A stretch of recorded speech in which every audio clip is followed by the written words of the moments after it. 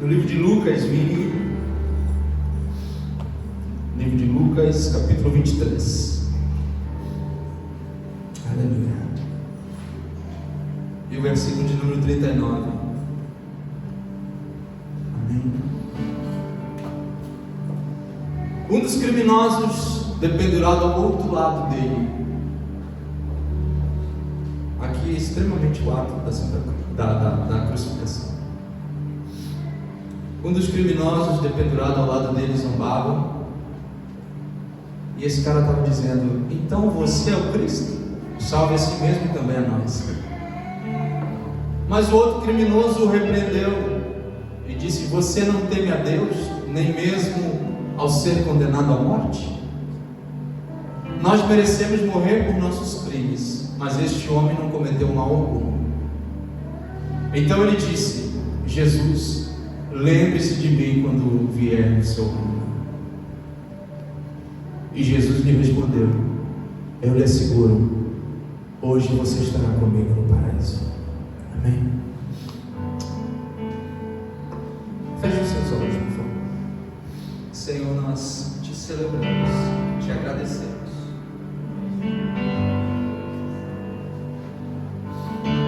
Louvamos a Ti e pedimos que o Teu Espírito Santo caminhe sobre nós para a glória do Teu nome. Amém? Aleluia. Queridos, hoje é um culto especial de todas as formas, mas é um culto que nós também vamos participar da Santa Ceia ou da Eucaristia, como os irmãos católicos o fazem. É um culto que nós vamos relembrar o sacrifício e a crucificação de Jesus. É um culto que nós traremos mais uma vez ao nosso coração, à nossa memória, o porquê de nós estarmos aqui. Amém? O porquê de nós nos congregarmos aqui. É porque, na verdade, a Bíblia diz que eu e você andávamos desgarrados como ovelhas sem pastor.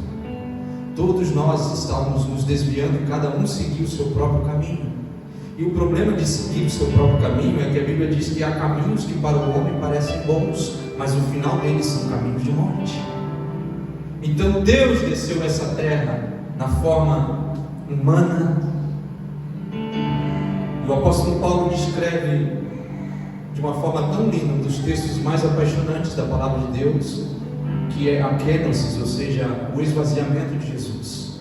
Paulo, escrevendo a Filipos, no capítulo 2, versículo 5 até o 11, diz: ele, sendo Deus, não teve por usurpação de ser igual a Deus, mas aniquilou-se, esvaziou-se de si mesmo, e se esvaziando, diz Paulo, ele se fez homem. Como homem ele se fez servo, e como servo, diz o apóstolo Paulo, ele se fez obediente até a morte de cruz. Paulo diz que então o Senhor agradou-se dele de sobremaneira, que deu a ele um nome que é sobre todo nome.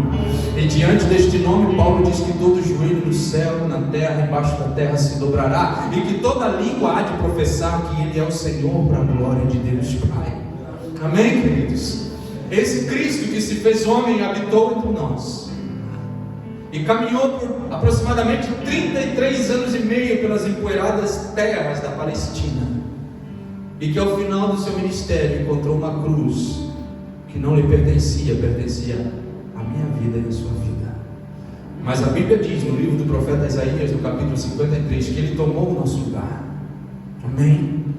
E o castigo que nos trouxe a paz, o que hoje nos traz paz, nos traz alegria, estava sobre os seus ombros e sobre as suas pisaduras, sobre as agruras que Ele sofreu lá no Calvário. Eu e você encontramos paz, alívio e descanso para as nossas almas.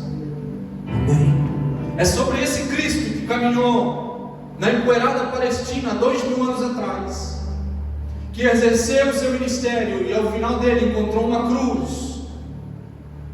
É esse Cristo que eu quero trazer à sua memória aqui esta manhã. Amém? É esse Cristo que eu quero trazer à sua memória aqui esta manhã, porque Ele levou sobre os seus ombros o meu e o seu pecado, e Ele se fez sofredor para que nós pudéssemos sermos felizes. Ele foi preso para que eu e você pudéssemos ter liberdade. Amém? É sobre esse Cristo que eu quero trazer a sua memória aqui esta manhã, especificamente quando Ele está já posto na cruz.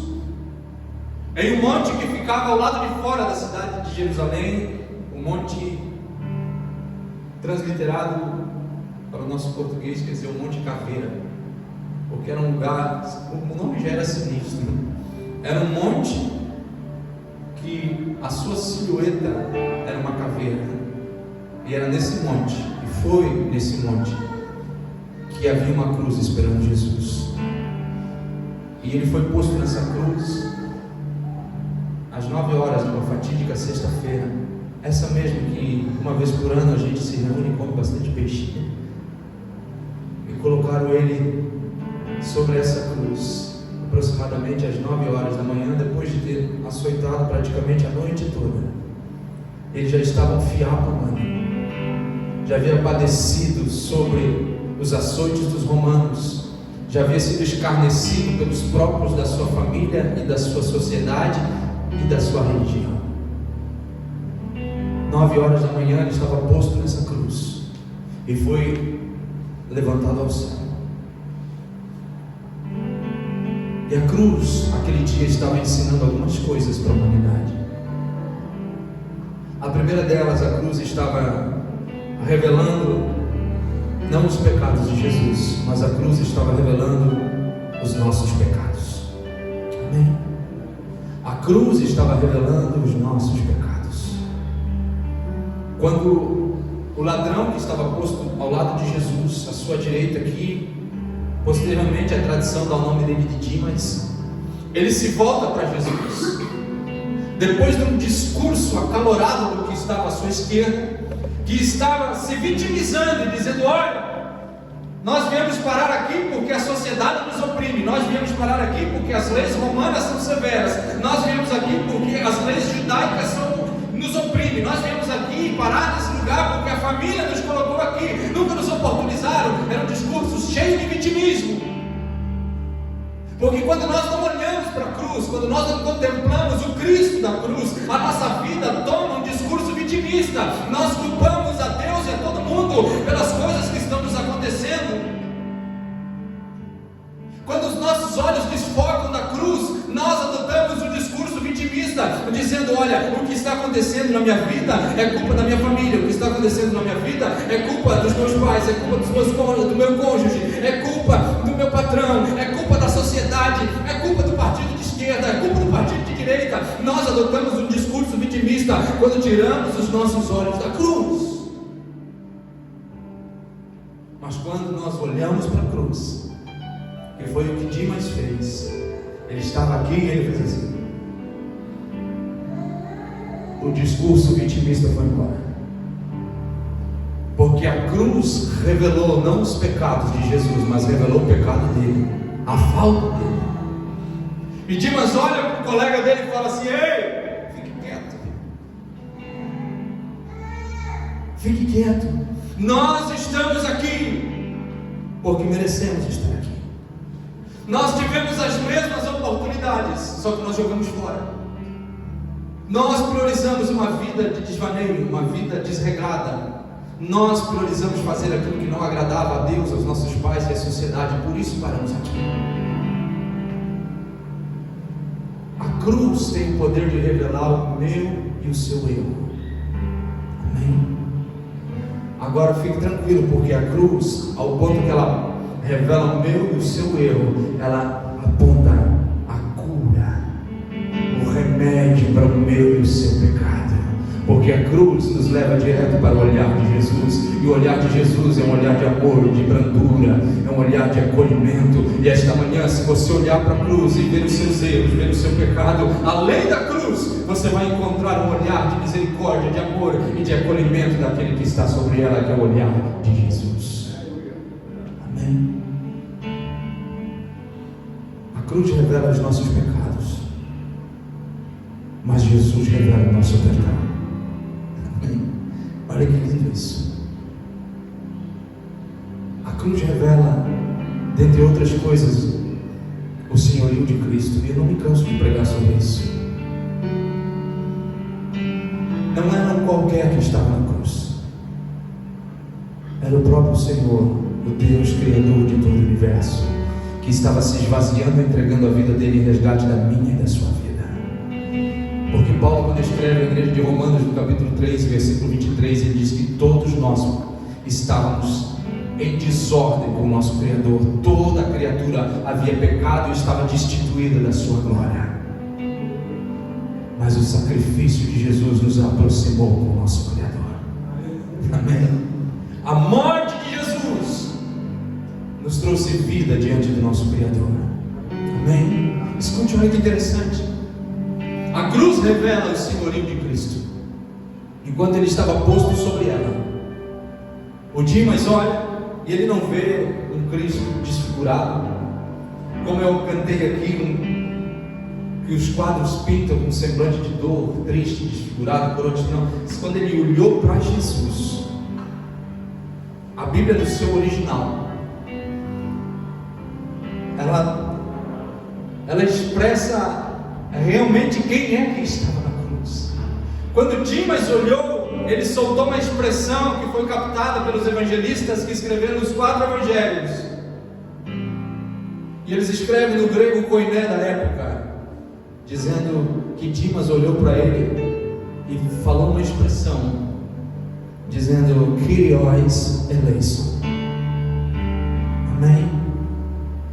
Amém. O que quer dizer, pastor? Kyrios eleison?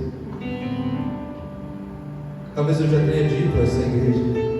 Toda vez que o imperador romano saía entre os seus súditos, mas principalmente entre os camponeses se jogavam ao chão e reconheciam na figura do imperador o Senhor do universo. E eles só podiam falar uma palavra se quisessem ao imperador, e eles bradavam ao imperador essa palavra. Eles diziam Kyrios eleison. Ele estava dizendo: você pode, porque você é o Senhor do universo. Você pode fazer algo em prol da minha miséria, da minha angústia, da minha vida. Quando Dimas olhou para a cruz, ele não viu ali César, ele não viu ali o imperador romano, mas ele viu a figura do Senhor do universo, aquele que fez os céus e a terra, aquele que construiu todas as coisas. E quando ele olha para Cristo, ele vê na figura de Jesus o Kyrios, o Senhor de todo o cosmos, de todo o universo, alguém que poderia fazer algo em resgate da sua vida, alguém que poderia mudar a sua situação, alguém que poderia alterar o quadro da sua vida, alguém que poderia alterar a situação que ele estava vivendo naquele momento. Aliás, esta manhã o Espírito Santo diz ao meu coração que esse Kyrios, esse Senhor do universo está aqui, e se você olhar para Ele, Ele é suficientemente capaz de mudar a situação que você está vivendo. Ele é suficiente capaz de alterar o quadro da sua vida. Ele é simplesmente capaz de alterar a sua família. Ele é simplesmente capaz de mudar tudo que você tem vivido até o dia de hoje, porque Ele é o Kyrios, Ele é o grande Senhor de todas as coisas. Amém? Kyrios é isso. Ele é o Senhor do universo. Ele é o Senhor da minha e da sua vida. E Ele está aqui esta manhã. E Ele vai mudar a tua história. Amém? Dimas, olha, a cruz revelou o senhorio de Jesus para ele. E ele diz: Senhor do universo, Criador de todas as coisas, tem misericórdia de mim quando entrares no teu reino. E a cruz aqui mostra. A cruz aqui mostra a bondade, o amor e a misericórdia de Jesus. Jesus olha para ele e diz: Ei, hoje, não amanhã, não na outra semana, não depois que eu ajeitar as coisas. Jesus diz para ele: hoje você inaugura comigo o paraíso. Amém? Amém? Eu preciso verbalizar algo no teu coração aqui esta manhã. O Senhor Jesus não vai marcar uma data para mudar a tua vida, para resolver as situações que estão pendentes dentro do teu coração. O Senhor Jesus não vai marcar um horário para arrancar essa angústia que tem apertado você, que tem esmagado os seus sentimentos. Ele não vai marcar uma hora para tratar das suas emoções que estão falidas. Esta manhã, se você olhar para Ele, o olhar de amor, de misericórdia, de acolhimento, entra dentro do teu coração e Ele diz para você: hoje hoje eu mudo a tua história. Hoje eu mudo a sua vida. Hoje eu mudo tudo que você tem vivido até esse exato momento. Não é semana que vem. Eu ficaria muito apreensivo se essa palavra fosse minha e eu estivesse afirmando que hoje Jesus mudaria a sua vida. Mas essa palavra é a inerrante palavra de Deus que está afirmando a você que hoje Jesus muda e muda para sempre a tua história. Se você crê nisso, diga: eu creio. Diga mais forte: eu creio, porque Ele está aqui esta manhã. Situações impensáveis na sua vida, Ele está aqui esta manhã para mudar, para curar, para alterar, para estabelecer, porque Ele é o Kyrios do universo, Ele é o Senhor do universo. Amém? Amém? Eu sinto a presença dEle esta manhã. Coloque a mão no coração assim. Oh, eu sei que Tu estás aqui. Eu conheço a Tua presença. Eu sei que Tu estás caminhando. Eu Te conheço. Eu sinto a Tua presença. Eu sei que é Você que está aqui esta manhã. E eu sei que Tu estás abraçando vidas, abraçando corações, abraçando histórias, abraçando famílias, abraçando as emoções aqui esta manhã da Tua igreja. E está dizendo: hoje eu vou alterar, hoje eu vou mudar, hoje eu vou libertar, para a glória do nome de Jesus. É hoje. Aleluia. Deus do universo. Ele é o Senhor e a cruz revela o seu Senhor. Agora, a terceira coisa que a cruz revela: a cruz revela um reino além da sepultura. O cristianismo seria a religião mais fracassada do mundo se a nossa história tivesse terminado na cruz, lá naquela fatídica sexta-feira. A nossa história não terminou, a nossa história começou. Mas a nossa história termina no domingo da ressurreição. Porque Ele estava autenticando a Dimas que daria para Ele um reino. Amém? A nossa história não termina na cruz. A nossa história começa na cruz, mas termina no domingo. No domingo da alegria, no domingo da ressurreição, no domingo da bênção, no domingo da graça, no domingo de extravasar que Ele ressuscitou e Ele vive. Aí, quando Ele diz, me perdoa que eu vou ensinar isso pela 20ª vez, quando Ele diz: hoje você entra comigo no paraíso, Ele estava dizendo: a minha vida é a sua vida, que há um paraíso, que há um pós-vida que nos aguarda. E é por isso que Paulo diz que aqueles que esperam apenas nessa vida aqui são pessoas miseráveis, porque há um paraíso, há uma cidade, há um reino maior, sublime que nos espera, e esse reino nos aguarda. Amém? Amém? Escute, é rapidinho. Vem cá, Natan, rapidão. Natan é meu assessor para assuntos aleatórios e encenações aqui na igreja. Dimas, teologicamente falando, os céus ainda não haviam sido inaugurados. As pessoas que dormiam no Senhor, elas estavam num lugar chamado Sheol, lugar dos mortos, ou paraíso, ou seio de Abraão, conforme você queira.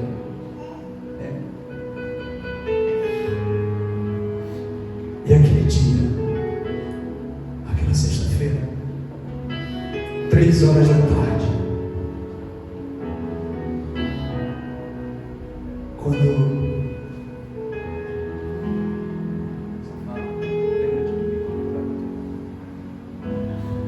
estamos passando o texto aqui, quando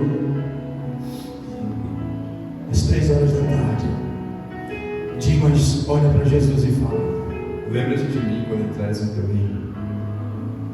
Jesus olha para ele e diz: hoje você é meu convidado especial para inaugurar o paraíso.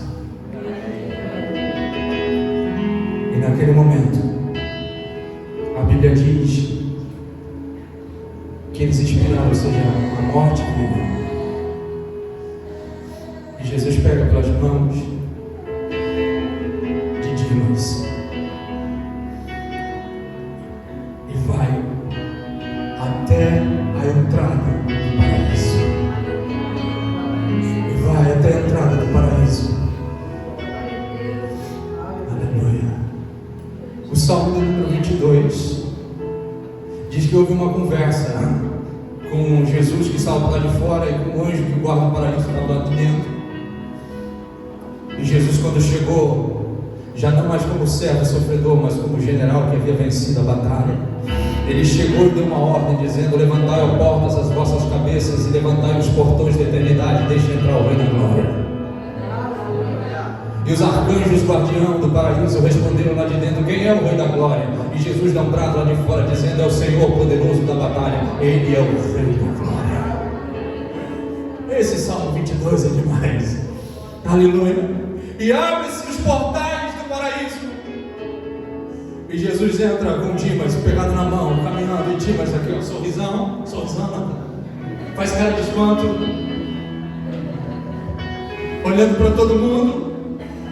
E de repente os que já estavam lá começaram a perguntar: mas quem é esse aí? Será que é um profeta? Será que é um patriarca? Será que é algum santo lá da terra? Quem é? E Jesus diz: não, esse era um pecador que estava indo para o inferno, mas aos 45 do segundo tempo, ele me pegou pela mão e eu abracei ele e trouxe ele para ele inaugurar o paraíso. Bendito é o nome santo do Senhor Jesus. Pode aplaudir o nosso ator, gente. Amém.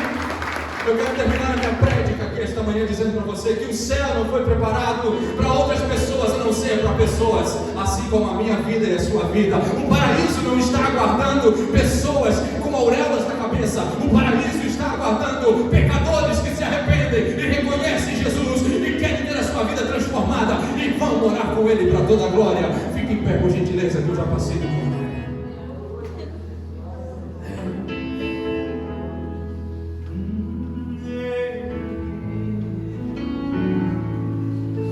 Tua presença está aqui esta manhã.